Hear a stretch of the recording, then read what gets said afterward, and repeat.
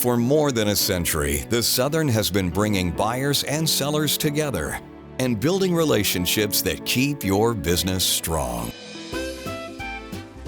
It was 1921 when the publisher of Sweets magazine, Walter W. Brown, arranged a small meeting in Atlanta to promote a simple idea. Brown believed that the South's candy jobbers should stop fighting each other and start building an industry. The early 20th century in America was a heyday for entrepreneurial innovation, and with it came chaos in the distribution business.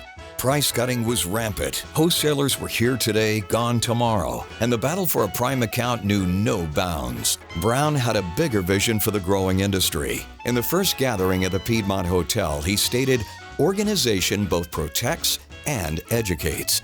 Brown went on to say, "It teaches the careful tradesman how to make every edge cut still deeper for the good of his bank account."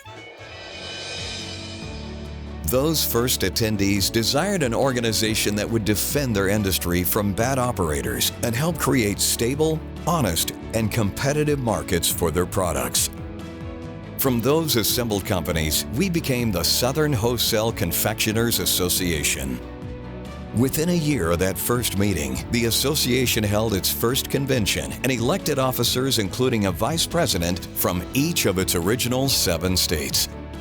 Within 3 years, membership grew 500% as more and more wholesalers and suppliers began to realize the importance of formal representation by an organization that is dedicated to the establishment of ethical business standards.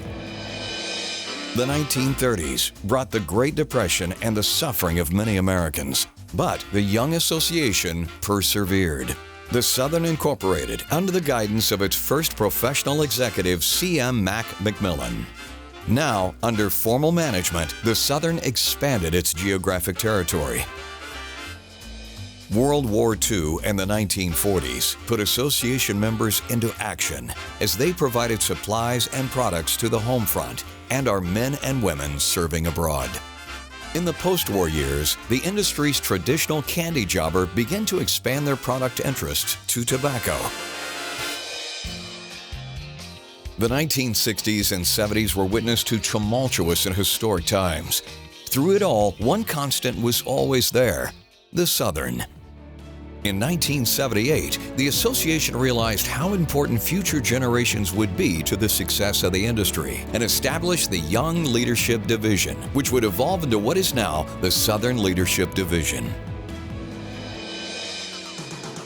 In addition to Big Hair and Brat Packs of the 1980s, the decade also saw the exponential rise of technology. The Southern, being ahead of the times in leadership, brought 2 dynamic female executives to take the helm: Jane Smith and Jane Kaufman. Thanks to the 2 Janes, the Southern grew even stronger as members' willingness to invest monetarily and intellectually grew. As Jane Smith said in 1983, "The Southerner is a little bit different than people from other areas of the country. We don't hesitate to pick up the phone and say, 'I've got a problem here in Tennessee. How did you deal with it in Arkansas?'" The 1990s brought more change to our business landscape and the need once again for a new name. In a letter to the membership making the announcement, Vice President and Comptroller Dwayne E. Schneider wrote, "The business trends of the Southern Tobacco and Candy Association have resulted in a change in our association name. We now have a new name that accurately reflects the scope, depth, and potential of our association. We are now the Southern Association of Wholesale Distributors." Our name was new, and our commitment to our membership was stronger than ever. As the association progressed through the 90s and into the 20th century, the Southern continued to educate and protect its members by fostering strong bonds and being a leader in innovation. In 2017, under the leadership of longtime CEO Greg Martin, the association reimagined its annual meeting to include its paradigm-shifting 10-2 Profit event, a top-to-top business speed dating session. This just creates a unique environment for vendors and wholesalers to get together in a one-on-one, unique space versus a traditional trade show, and really to network and help each other grow our business. I just can't express how much benefit we've gotten out of the meetings that we've had with all of our customers here during the session. Throughout the last century, the Southern has endured and thrived. Sons, daughters, and grandchildren will continue to build the lifelong bonds that strengthen our success. For over 100 years, the Southern has seen popes and presidents, depressions and booms, war and peace, and the glorious rise and domination of SEC football.